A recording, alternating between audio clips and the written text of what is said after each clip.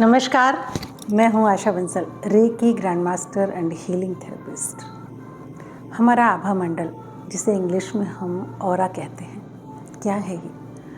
हमारी बॉडी के शरीर के चारों तरफ एक शील्ड होती है और ये 7 रंगों में होती है और हमें ये दिखाई नहीं देती। एक तरीके से एक चुंबकीय क्षेत्र होता है, एक एनर्जी की लेयर होती है। कैमरे हैं ऐसे मार्केट में जिनसे हम अपना ऑरा देख सकते हैं। ऑरा को कैसे क्लीन किया जाए और ऑरा कैसे डस्ट में आ जाता है, कैसे गंदा होता है। आपने देखा होगा कि जिनका ऑरा बहुत ज़्यादा गंदा होता है, उनके चारों तरफ जो 7 लेयर होती हैं 7 रंगों की, वो ब्लैकिश दिखाई देने लगती है। जो लोग ऑरा देखना जानते हैं उनको साफ नज़र आता है, कैमरे में भी आ जाता है। और जिनका ऑरा साफ होता है, यानी जो लोग दयालु होते हैं, अच्छे होते हैं, हम्बल होते हैं और ईश्वर को मानने वाले होते हैं, उनका ऑरा बिल्कुल क्लीन रहता है हमेशा। अब एक आम इंसान कैसे पहचानेगा कि जिसको ऑरा देखना नहीं आता या अपना वो कैमरे से चेक नहीं करवा सकता। आपने देखा होगा कुछ लोगों से मिलकर हम कभी-कभी बहुत नेगेटिव हो जाते हैं। उनसे मिलते ही कभी-कभी तो बात भी नहीं करते और कभी-कभी 2 बात करते हैं। इसका मतलब उस इंसान का ऑरा बिल्कुल भी सही नहीं है, बहुत डस्ट लिया हुआ ऑरा है उसका।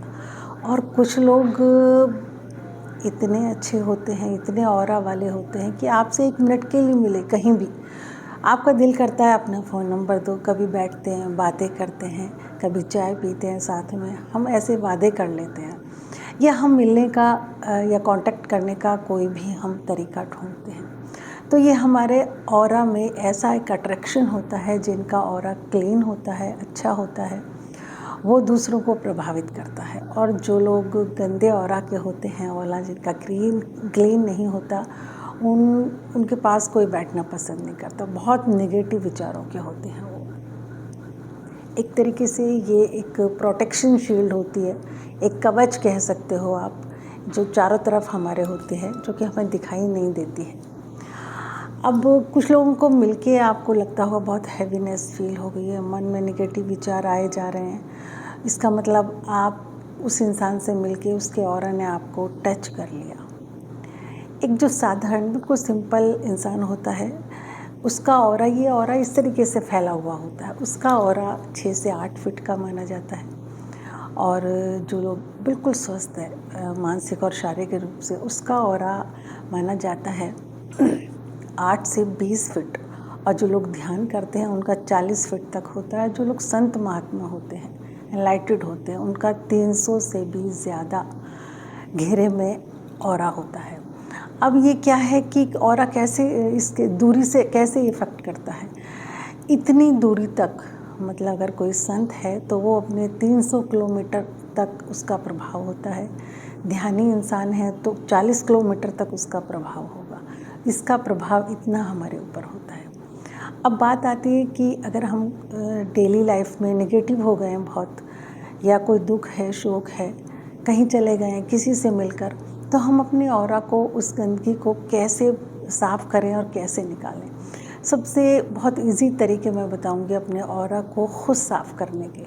सबसे पहले तो आप अगर थोड़ा बहुत ही है, ज़्यादा नहीं है, तो आप नमक के पानी से नहाइए। स्नान करने से पहले बाल्टी में थोड़ा नमक डाल लीजिए, उसके बाद उस पानी से स्नान कीजिए। आपने देखा होगा पहले हमारी जो मदर्स थी, दादी थी, वो जैसे कि काला धागा बांधती थी, मिर्ची या नींबू इस टाइप के प्रयोग करती थी। वो नेगेटिव एनर्जी को या नज़र लगने को कम या ख़त्म करने के लिए ही ऐसा किया जाता था।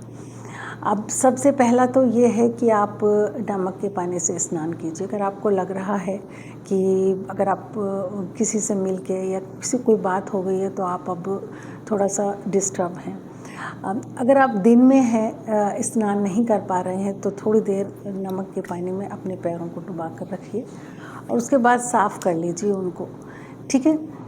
अब उसके बाद ठंड बिल्कुल सिंपल पानी में ज़रूर, साफ़ पानी में ज़रूर न साफ़ कीजिए, नमक के पानी से निकाल कर। ऑरा एक अपने आप ही क्लीन हो सकता है मेडिटेशन से। मेडिटेशन, ध्यान एक ऐसी प्रक्रिया है जो हमें